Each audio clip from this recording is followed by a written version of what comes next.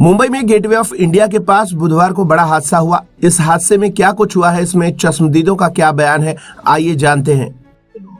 तिथे बसलो, ती जागा नव्हती गाडीमध्ये काही, एक दोन सीटा फक्त बाकी होत्या।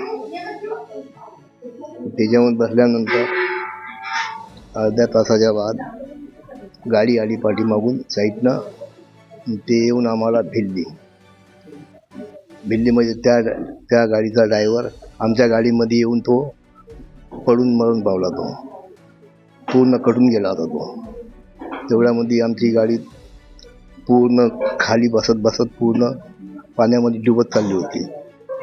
मग आम्ही बचाव म्हणून आमच्या मुलानं, आमची दोन मुलं, माझी घरवाली दुसऱ्या तिकडे भरती आहे दवाखान्यामध्ये, आम्ही इकडे 8 जण 5 जण इकडे आहो। माझ्या मुलांना ते टाका काय म्हणतात का जॅकेट ते पूर्ण लोकायला वाटलं। माझ्या सामने कमीत कमी 5-7 लोक असे पडून होते। आम्ही खूप चिल्लावून राहिलो होतो, आम्ही इतके चिल्लावून राहिलो होतो, बचाओ बचाओ हमको बचाओ हमको बचाओ, हमको कोई बचाने नहीं आया। कम से कम आधा 1 घंटा। फिर एक बोट आई उधर से, उसने हमको पकड़ के निकाली। उसमें फिर हमारा बहुत ये हो गया, हमारे हाथ को मार लग गया, हाँ हमारे कमर को मार लग गया। पण बहुत बेकार काम हो गया, ऐसा कभी सोचा ही नहीं था मैंने कि ऐसा देखने को मिलेगा। आता तुम्हाला बोट जेव्हा धडकली तेव्हा तुम्ही लाईफ जॅकेट घातलेलं होतं? नाही, तेव्हा आम्हाला काहीच माहिती नव्हतं, काहीच नव्हतं आम्हाला, एकालाही नाही नव्हतं जॅकेट। नंतर जॅकेटची खाली गाडी बसून राहिली होती तेव्हा आम्हाला जॅकेट पहन लो जॅकेट पहन लो। मग आमचा मुलगा गोलू आणि संगम यांनी पूर्ण लोकांना जॅकेट दिले। मग ते बाकी सगळ्या लोक नव्हते घातले होते? मग सगळ्या लोकांनी घातले होते, काही लोकांनी नाही घातले, ते तिथे पडले ते। सुरुवातीला कोणी घातलं नाही, कोणीच नाही घातलं होतं। मग बोटीमध्ये काळजी घेतली नव्हती जॅकेट संदर्भात? नाही,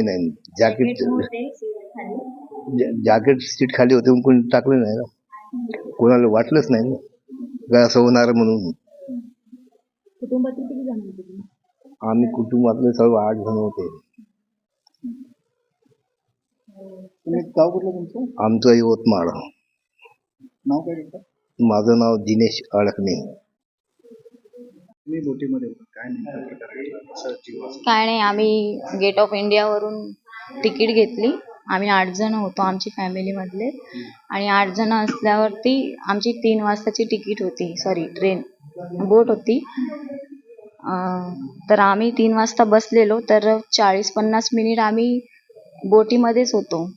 त्यानंतर मग एक व्हाईट कलरची बोट आली आणि ती खूप फास्ट आलेली आणि आमच्या बोटीला जाऊन भिडल्यानंतर आम्हाला धक्का बसला, तर आम्ही पडलो तिथल्या तिथेच बोटमध्ये। आम्हाला असं वाटलं नॉर्मल आहे, आणि मग आम्ही बघितलं तर त्या बोटीमधले लोक आहे ना, एक आमच्या बोटवर पडलेला, तो 90% गेलेलाच होता, आणि एक तिथेच लटकला त्या बोटला, म्हणजे त्या बोटमधला 90% तो पण गेला। आणि आम्ही थोड्या वेळ आमची बोट छान म्हणजे चांगली चालत होती।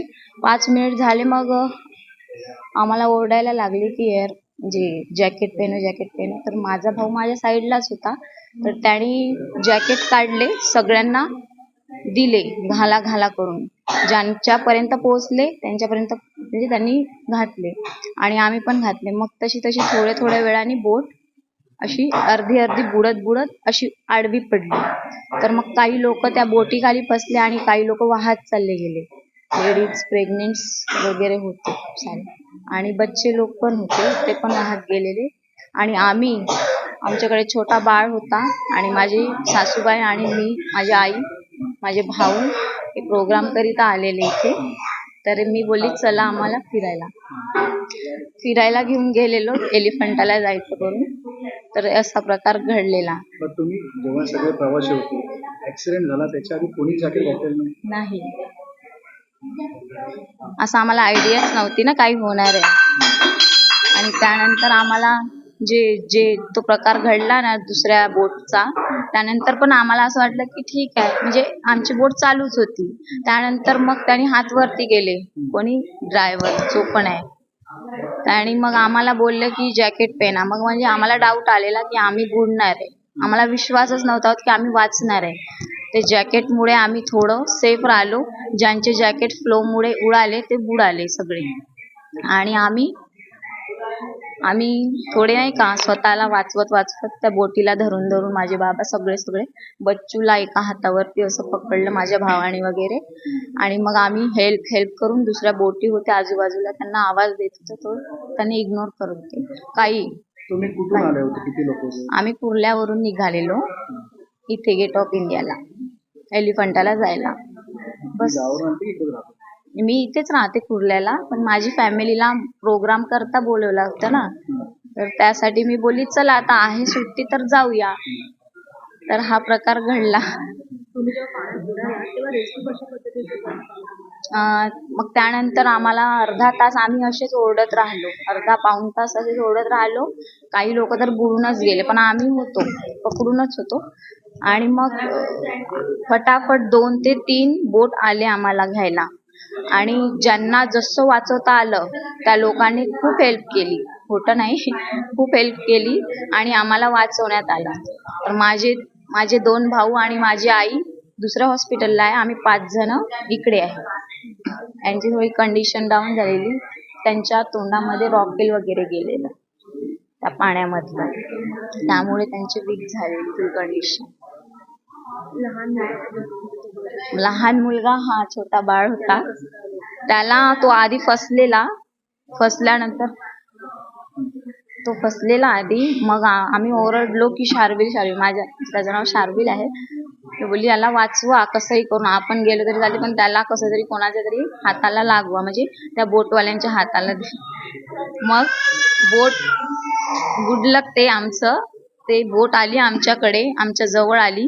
तरी आम्ही खूप प्रयत्न करून चढलेलो आणि बाळाला त्या तिथले होते ना जो आम्हाला वाचवण्याकरता आलेले त्यांच्या हातात दिलेले. किती वर्षाचा बाळ आहे तुमचं? 14 महिन्याचा. आणि एक म्हणजे 7 वर्षाचा मुलगा आमच्या समोरच डेथ झाली त्याची. जे त्याला काढलेलं आम्ही दुसऱ्या बोटमध्ये घेतलेलं, पण त्याला बॅग म्हणजे नव्हती, लाईफ जॅकेट नव्हतं, त्यामुळे त्याचा जीव नाही वाचू शकला. पण 2 फॉरेनर होते ना, त्यांनी 7 ते 8 जणांना वाचवलं.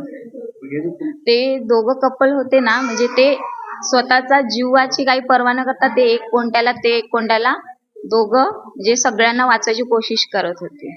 आणि ते स्वतःही चांगले आहेत, गेले ते लोक आतापर्यंत इथेच होते. आणि जे वाचले ते पण आतापर्यंत होते इथे गेले.